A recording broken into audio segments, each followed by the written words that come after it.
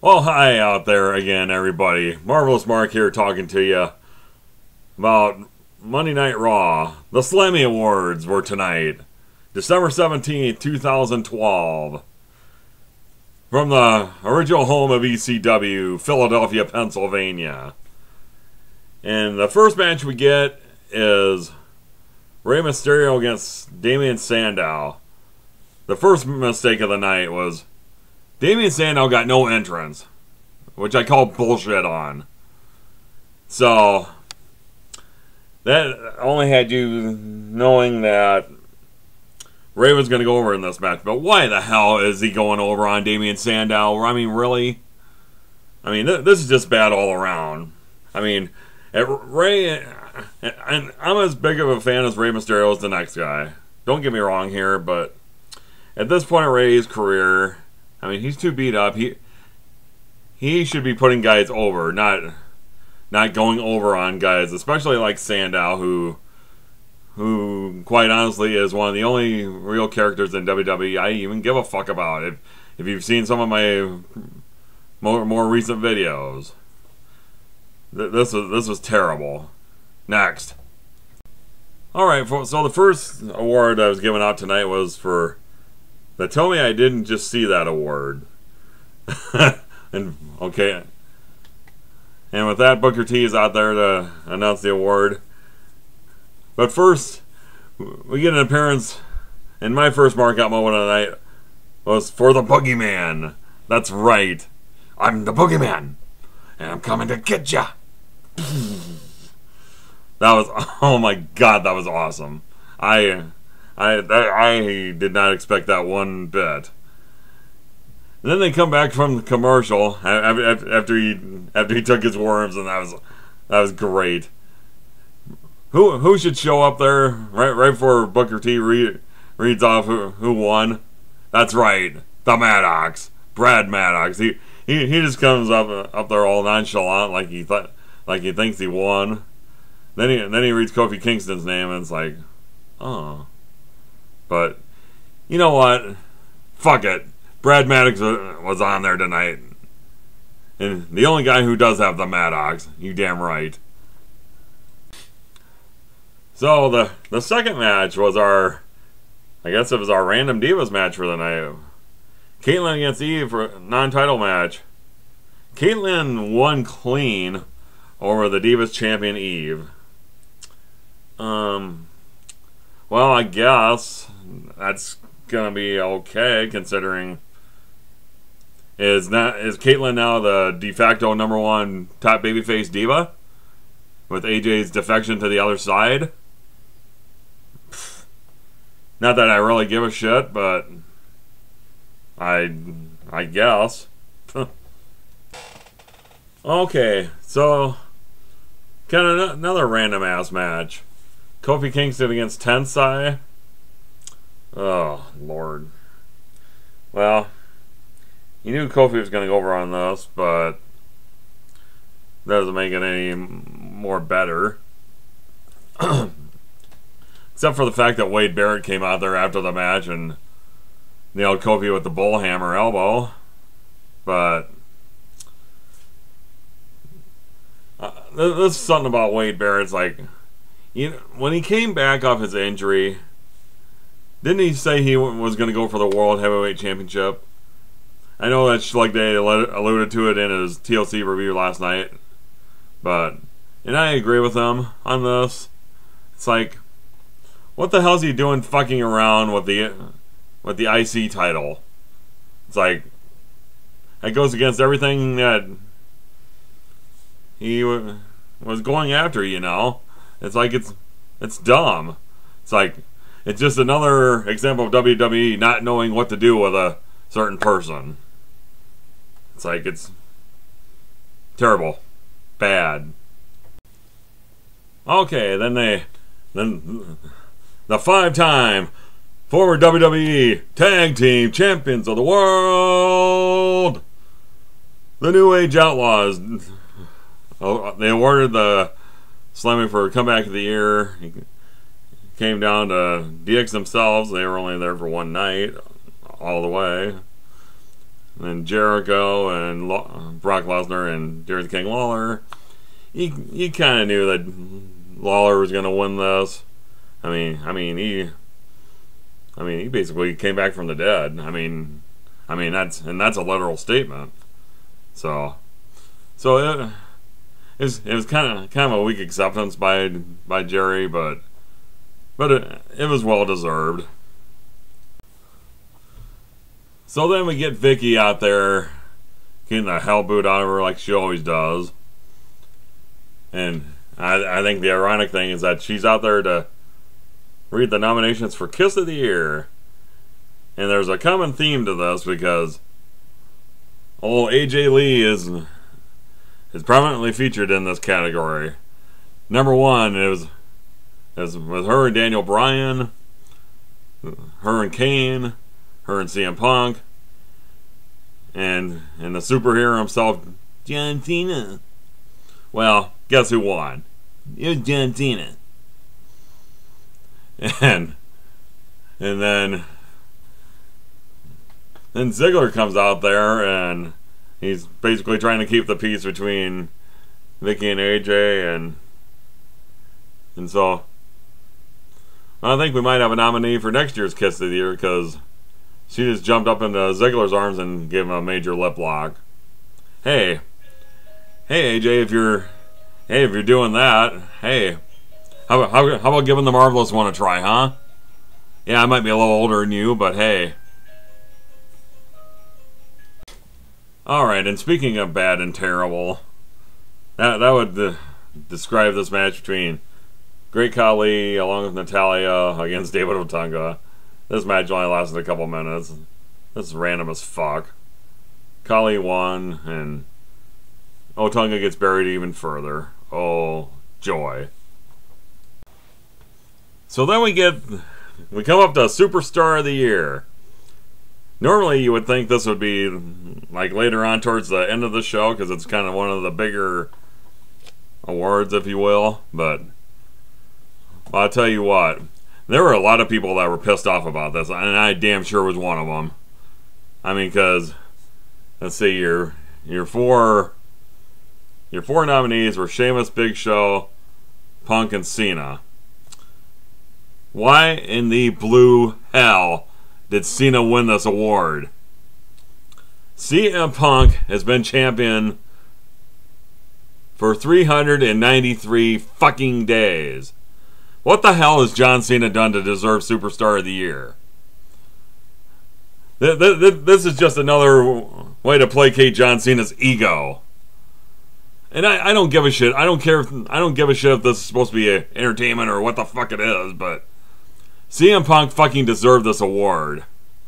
I don't give a shit. I am a Paul Heyman guy too. This is absolute bullshit. Fuck you, John Cena. But after that, who would announce the award? Well, it'd be the WHOOOO! The 16-time World Heavyweight Champion, the kiss-stealing, wheelin'-dealing, woo! Limousine-riding, jet-flying, son of a gun, the by God nature boy, Ric Flair, woo! This was my biggest mark-out moment of the night, even more so than the Boogeyman. Because, by God, the near 64-year-old nature boy, he stood toe-to-toe with CM Punk after he read that the winner of the Superstar of the Year was John Cena. And predictably, you got CM Punk and Heyman out there, and God, this was great. Oh my God, this was.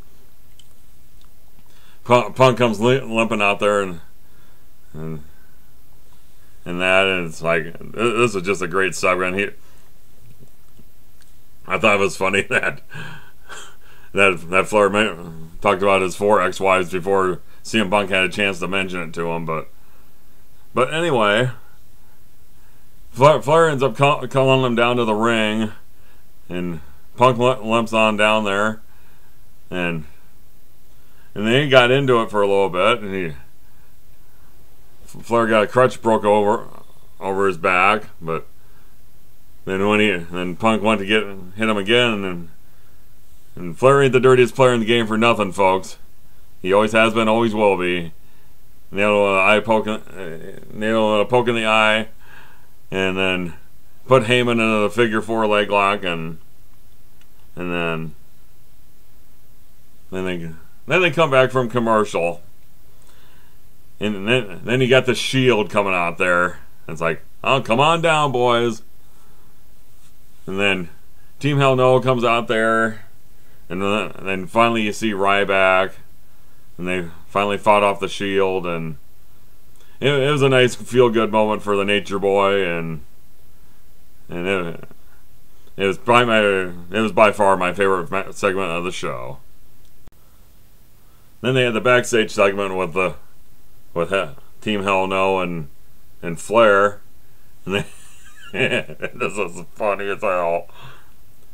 With Kane saying yes, Flair going woo, and D. Bryan going no, and this goes on for about a minute, and then who should show up at Ron Simmons?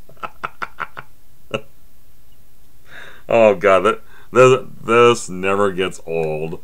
I tell you what. Damn! And yet another random ass match. Brodus Clay against JTG. Ugh. Well, Brodus got a win. And the Funkadactyls were looking fine as hell. So, first time Brodus has won in a while, and we got a JTG sighting. So, well, it was what it was. It wasn't very long and it wasn't very good, but hey, you got to see Brodus on the Funkadactyl, so hey, not gonna complain there. Well, then the laugh out loud moment of the night, for the Slammy Awards, was won by Rock throwing Cena's shit into the Boston Harbor, which that was good shit. I don't remember the other nominees off the top of my head, but I just know who won. So that's what that was. Oh, so we had Ray against Damien Sandow earlier in the night, and so we got to see Sin Cara against Cody Rhodes. Cody Rhodes did win this match with Crossroads, so he won over clean. And you wonder if they are going to build to a Ray versus Sin Cara match at WrestleMania this year. Now they might want to start maybe building up to it a little, but maybe they're just going to wait until after Royal Rumble or something. I don't know, but because I think WWE probably needs to figure out when to cut their losses on Sin Cara, because he didn't get really any reaction tonight either.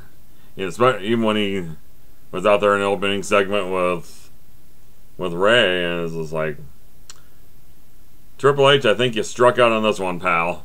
Okay, so you got Big Show coming down there to cut a promo about how he won last night, and it's like, and he goes, "What a surprise! People are booing me. Shouldn't be a surprise. Hey, why are you booing me? Hey, I just did what I said I was gonna do last night, and that was beat Sheamus." And then they started chanting boring and this and that. The crowd did, and like, oh hell, I'll just sit out here all night. And then Sheamus comes out there and basically just says that Big Show was the better man last night, and he wanted to shake his hand.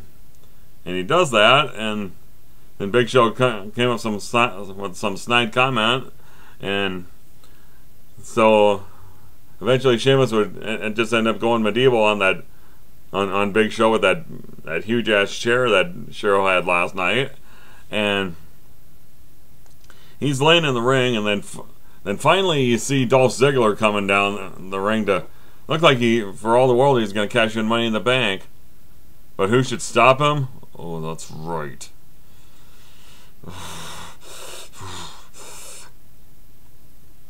John Cena. And I don't even think I can appear on camera for this one. Yet another horseshit booking decision by the WWE after Ziggler tried to cash in Money in the Bank on the show. I mean, my God. I mean, how many times has Cena got to stop Ziggler from cashing in Money in the Bank? This is bullshit. Oh hell, Ziggler probably should have cashed in the damn thing in last night, and they could have. This could have ended up being a World Heavyweight Championship last night. That could have been the main event of the damn show. But no, they had to do this shit tonight, where he looked like he was going to cash it in, and Cena stops him off at the pass. It's like, the way they were booing his ass, it should have been the start of a Cena fucking heel turn, but hell no. That's not going to happen, because Vince McMahon ain't going to fucking let it happen. Fuck you, Vince McMahon, for not doing that shit. Fuck you, Vicky Guerrero, just for being you. And most definitely of all, fuck you, John Cena, for being the biggest motherfucker in the fucking wrestling industry. Fuck you. Well, coming off the heels of last night's match between 3MB and The Miz, Alberto Del Rio as a babyface, I'm not sure if I'm buying that yet, but... And the Brooklyn Brawler of all people, who actually got the pin in Brooklyn. He figured into the decision. So, but tonight we're in Philadelphia, so it's basically the same match, except instead of having the Brooklyn Brawler in there, you got the hardcore ECW original Tommy Dreamer, and I don't think the crowd so much is really buying Miz and Alberto Del Rio as babyfaces quite yet, but I mean, maybe this is something that can work, but they seem to be in the match only when Tommy Dreamer's in the match, and he ended up getting the pinfall, so they won, and then that's about it. It's about what you would expect, I guess. But well, then they announced the Newcomer of the Year award. And you pretty much knew that Ryback was going to win this, but I'll tell you what. Next year, you look out for the Maddox. You look out for Brad Maddox next year, baby. So, Ryback ended up having a match. I mean, it kind of tied into him winning it against the U.S. champion Antonio Cesaro, who obviously thought he should have won, but Cesaro ended up winning, he ended up getting counted out. But he got in quite a bit of offense on Ryback until he tucked tail and ran. So, but it's nice that they didn't touch a lot in this match. So, are we gonna get another match between the two? You think, which I would be okay with. I mean, if they're not gonna. Maybe if they keep Ryback from the WWE title right now, it's like, oh, have him go for a secondary title. Hell, Goldberg did it. Goldberg held the U.S. title first, and then when he took on Hogan, he won the world title. So, okay, so you get the Match of the Year candidates, and the presenters are 3 WWE Hall of Famers. 1, Mean Gene Okerlund. The next is Ricky the Dragon Steamboat and good old JR himself, Jim Ross. And the 4 nominees being Taker against God at WrestleMania, and Rock against Cena at same show, Big Show and Sheamus from Hell in a Cell, and the Cena Lesnar match from Extreme Rules. And when they were gonna name the winner of the match, or the category, I'm just thinking, God, it cannot. As much as I like The Rock and that, it's like I don't want Rock Cena winning this. But thank God, literally, thank God, because Undertaker and God was the winner, and you just knew. You just knew you weren't going to get through a Slammy Award presentation without the game. without God. And you know what? Now that he's got this new corporate hairdo, it's like, I think Chase Oliver 68 said it best when he kind of looks like an American Bobby Roode or a skinnier Kevin Steen. I like that. That was a good one, Chase. I will give you that one. But you then he looked like he was presiding over his kingdom, you know, and then you had the "We Want Taker" chant, and it was loud in Philadelphia, and at the end of it, he just goes, "You will see the Undertaker again," and it's like, I'm just like, thank you, God, thank you. Okay, then there's another thing that happened. This might be out of order here. I might not be doing this all in order, but the Shield's in the backstage area. They're back by the semis and that. They attack Tommy Dreamer. I guess another injustice, I guess. But while they're attacking him, Ricardo and a couple of referees come and try to stop him. It's like, why would you have Ricardo Rodriguez and referees trying to stop the Shield? I'm just saying here. I'm just kind of throwing it out there. But why wouldn't there be any other wrestlers that are trying to stop these guys? So I guess it's just another thing for them to be badasses, I guess. But it's just, yeah. So it turned out to be your main event, and I'll try to keep my composure here. Turned out to be AJ Lee and Dolph Ziggler against Vicky Guerrero and John Cena. You know, this would have been a good... I mean, you put anybody with Vicky Guerrero, and they should be an instant heel. But... And this would be good, something for Cena. As much as I hate that fucker, if they're gonna make a heel out of him, if they were ever gonna do that, but hell, Vince McMahon. I mean, I'm giving Vince McMahon too much credit here, because John Cena sells too much merchandise to the kiddies and this and that and the other thing and blah blah blah fucking blah.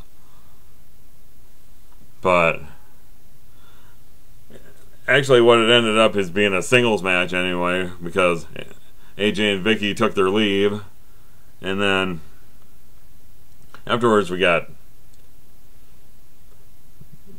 AJ comes back with Biggie Langston from NXT, who comes in and just obliterates Cena. What the fuck? I mean, granted, I don't watch NXT. I mean, I haven't watched it ever. Well, I haven't watched it since they made it like basically the developmental show, not the freaking contest just to try to get a WWE contract. But this could be setting Biggie Langston up for epic failure. If you're gonna have him attack the company's top guy, the chosen one, the protected one, John Cena himself, aren't you just setting Langston up for epic failure? It's like, what if they don't take to him? What if the crowd doesn't take to him? It's like he's gonna fail against Cena. You know he is. You just know damn well that Cena's not gonna put him over. So you're just setting him up for failure. That's all you're doing. So I think it was one of the most anticlimactic endings to a Raw that I've probably ever seen in the 20 years that this show has been on. I mean, okay. My final thoughts on this show. I mean, yes, there's a couple of great mark-out moments. I'm not gonna lie here. I loved seeing the Boogeyman, the return of the Boogeyman. That was awesome. I didn't see that coming at all. And then the return of the almost 64-year-old Nature Boy. Woo! That promo with him and Punk, that was awesome. That that might be one of the best promos so far this year, and we get it right at the end of the year, as it were. But when you had, but unfortunately, that wasn't enough to offset this abomination of a Raw. I mean, especially, I know it's supposed to be an entertainment awards show and this and that, you know, but when you get CM Punk, who's been the WWE champion for the last 393 fucking days, and he doesn't win Superstar of the Year, this shit is fucking rigged. Especially when a no-talent fuck like John Cena ends up winning the award. It's like, the only people that cheer John Cena are kiddies and hot chicks. I'm a near 45-year-old man. Yeah, I may not look like it. I have great genetics, I guess. I can thank my mom and dad for that. But still, it's horseshit. So outside of the two markout moments on this show, the rest of the show was not enough to offset it. So this show sucked. And let me know what you thought about it down below. Tell me if I'm way off base about Ziggler not being turned into a face, and this would have been the perfect time to have a double turn. Having Ziggler be face and Cena go heel, put Cena with Vicky. You do that, and Cena will be the most hated man in WWE. Period.